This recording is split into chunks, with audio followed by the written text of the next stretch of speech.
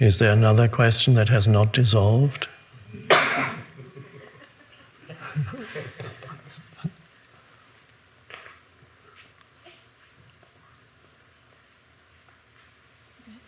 It only has partly dissolved. Partly dissolved. Hello, Eckhart. Hello. Moin, moin. My question deals with parents. With practice in presence, I felt love for them after many years not feeling love and feeling guilty for that. But I still have huge problems to meet them. When I meet them if they are in the same room, even if I try to be aware of my breath and my inner body, after a while I have huge pain body attacks.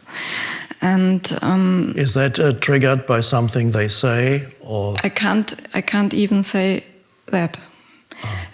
Sometimes it's the way I manage to go through the meeting quite fine, and my mother leaves the room and I break down. And yeah, I don't know what that is. Yeah. German parents can be difficult. Yes. Okay. I know. American parents too.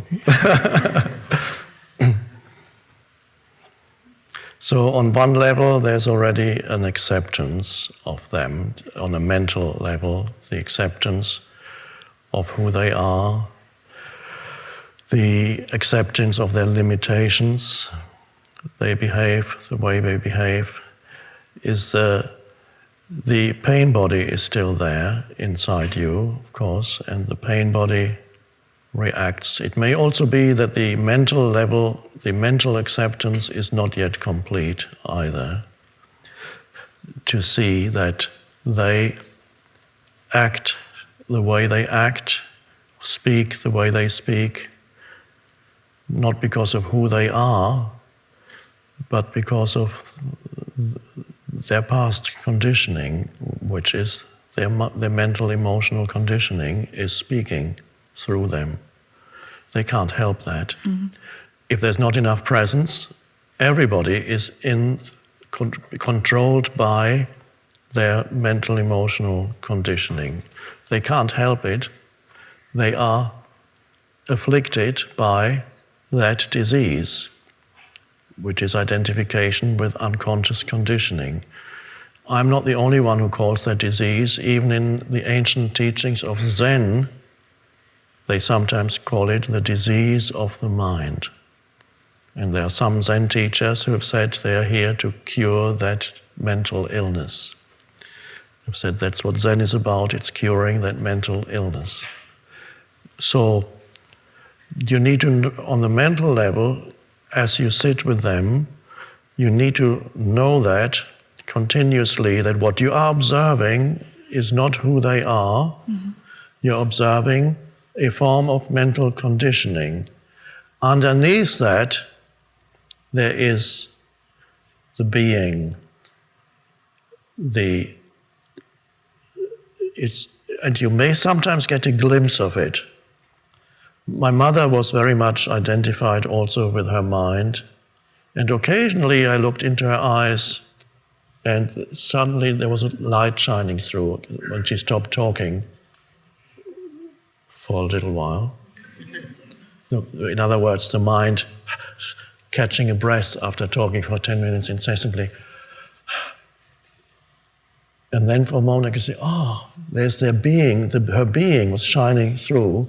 And I have one or two photos where her being shines through. Mm-hmm. And then, of course, it gets obscured again. And then you get the suspicions, the complaints, the accusations, all the stuff associated with unconscious thinking. So on the mental level, you need to know that, be present enough so that you don't forget that what you're observing is not who they are, but you're observing the past in them, the conditioning. And then comes the emotions that you feel, because there's your past, the living past in you, from your childhood, all the things they did or failed to do because they couldn't help it. There wasn't enough presence to change it. So that's something for you to find acceptance. As you accept them, you accept what you feel at that moment. Whether you can even label it, we don't know. Is it sadness? Is it anger? Is it heaviness, or a mixture of all of that? A feeling of wanting to run away, a contraction, whatever it is, that's all there. You don't need to even analyze it. You just need to feel the entire energy field of that, and it doesn't feel pleasant. And it's the past in you. So there you're observing the past in them, acting out, and you experience the past in you. And so what do you do with two pasts? You have the past out there and the past in here. Only presence can dissolve the past. So you need to access the power of presence in yourself. And how do you do that? A quick way in a situation like this is the acceptance of whatever arises inside or outside at this moment. You accept this is what you feel, this is what they do or say. There's the acceptance of the inner and the outer. You say, because it is already happening, why? You have to accept or you suffer. In a way, if you don't accept, you suffer more. If you don't want to feel what you feel, that's more suffering because you're resisting. Acceptance does something that I could describe as, let's say, here's the emotional field and it doesn't feel good. And acceptance means just you say, okay, there it is, I can feel that. I'm verbalizing. Acceptance doesn't even require, after a little while, you don't need words anymore. You can just see what is, be with it. And at that moment, a little bit of space opens up around that emotion. A little bit of space. That space comes from your acceptance. The acceptance gives it space.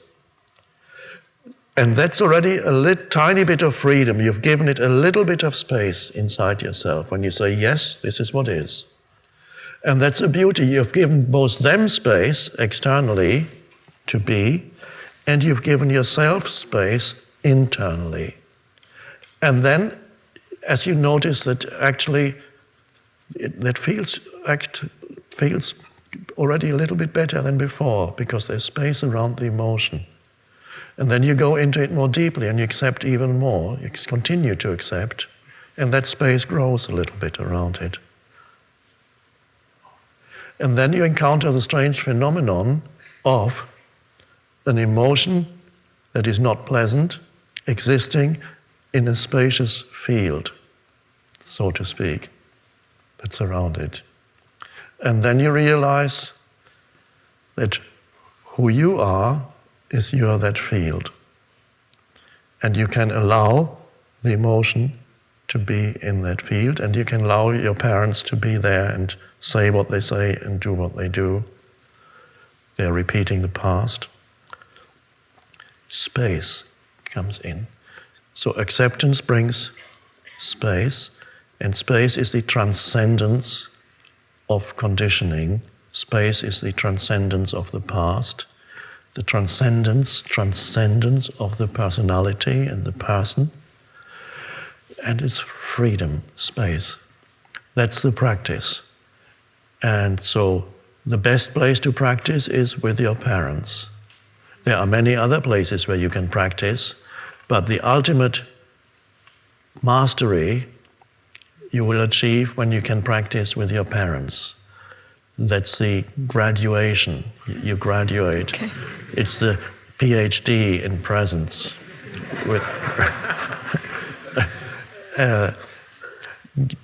Don't jump into it too much. If you say, okay, I'm going to spend a week with our parents now, it's too much. You should give yourself short time periods at first. Say, I'm going to come for coffee and cake. That's what they like to do. At least my mother did. I'll come for coffee and cake, and I'll stay for an hour, or if you can. I don't know how that works practically, and then you practice. You give yourself 1 hour to practice. So that's a little, and it's only an hour. I have to be present for an hour, and it's your spiritual practice. So as you know, I've written the quote in a book. Ram Dass said, if you think you're so enlightened, spend 2 weeks with your parents. 2 weeks. The ultimate test. So, happy practice. Thank you.